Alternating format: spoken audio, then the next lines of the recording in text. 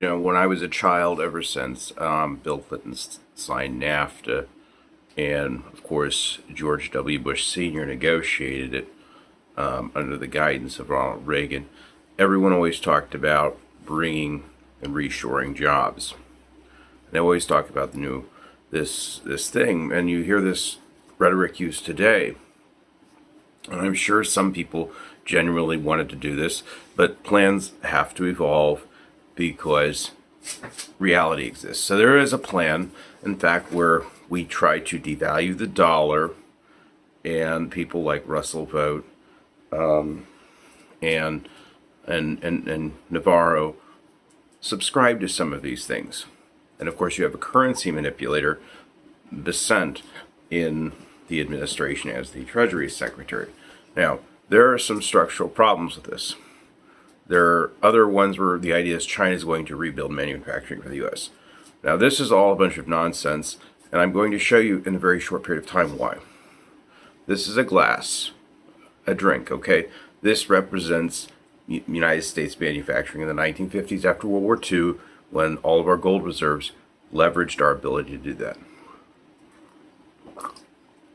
This is the water around the time of Vietnam, when Nixon negotiated the deal with Saudi Arabia, creating the petrodollar. This is U.S. manufacturing when the first deals were made in the 80s and early 90s.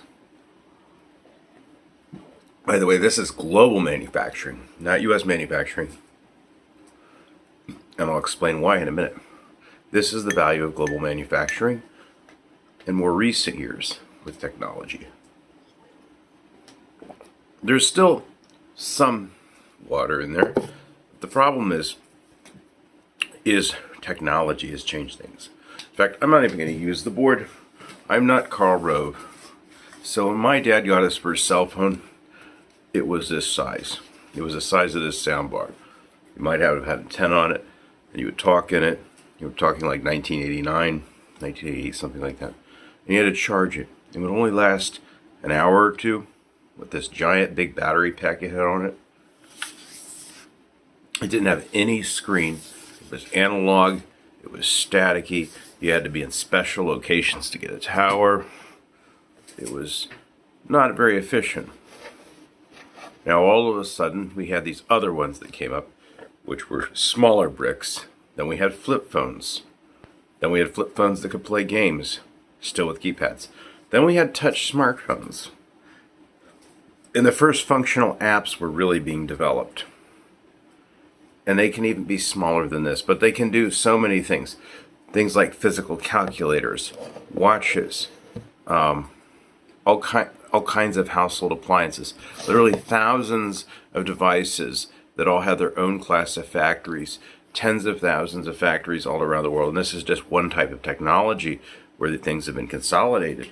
And by the day, and by the hour, and more broadly the year, the number of physical goods and their value around the world dwindle into smaller things via technology. So things like this watch, I don't believe physical things go away, but they move more towards the luxury market. We see, I think, with vehicles, you will see this occur because of efficiency.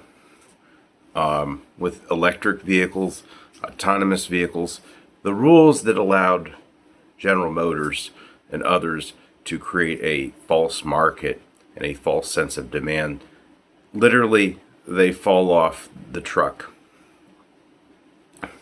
So it's not a thing.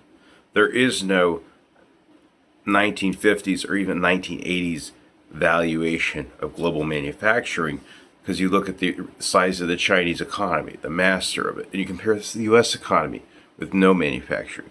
And the Chinese understand that. In fact, they would love Besant and Trump to sign that deal because they would basically be giving them an empty suit. It's kind of like the media companies doing their mergers and their buying. You have all these people laughing. You're going to pay, with Universal, how much did you pay for our old VCR? It's even worse. It's like buying a beta tape player. It's obsolete. like TV media. So when gold goes up, people are like, well, they're just going to devalue. Well, I don't know. But and the other problem with the currency situation is that they misunderstand, and this is what's killing the United States right now globally. One of the things with their plans actually trying to implement them is that fiat currencies are actually largely valued on goodwill and good faith. And if you hurt goodwill and good faith, this leverage strategy actually is counterproductive, and it does existential damage to the power and the prestige and the influence of the United States and its wealth in ways that they may not understand. Now, when it comes to things like gold, well, let's think about this way. If you have one reserve currency and people aren't moving into multiple systems, well, then you only have one type of leverage on other baskets of wealth and influence. I've always had multiple baskets of wealth, build things that way.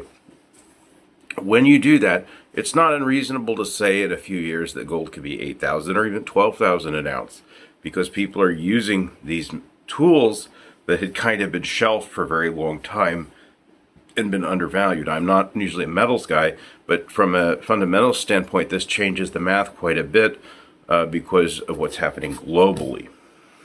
As far as the meeting, as far as things like a digital control net over money, the digital control net over money would lock you out of doing business with many places around the world and getting people to invest in your economy. And it would be very detrimental to your capital, your trade, and your partnerships.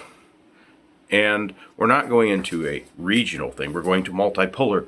If you look at the countries between Asia to Africa, Africa to Asia, Asia to Europe, Asia to Middle East, Asia to other places in Americas like Canada, they're doing multipolar alliances. The Monroe Doctrine is kind of an older way of thinking. In the United States, we have a lot of cognitive dissonance and sinking ship fallacy. And it's another thing, just like Old England, which is undermining us dramatically. What we really saw with this current meeting in China is a lot of tech-related and technology-related CEOs, like from GE and Tesla and all these people. They were over there, and they were largely signing deals that were already known about, and it was about showing the prestige of the leadership of the President of the United States.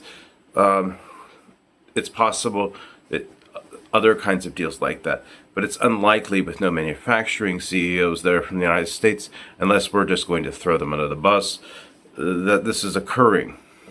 What is likely to occur is that we gave them classified ships that the Chinese could use in exchange for some small things, and to back off on the Taiwan issue as a part of the deal. I'm not playing the politics in this. I'm just being quite real and quite frank on the issue.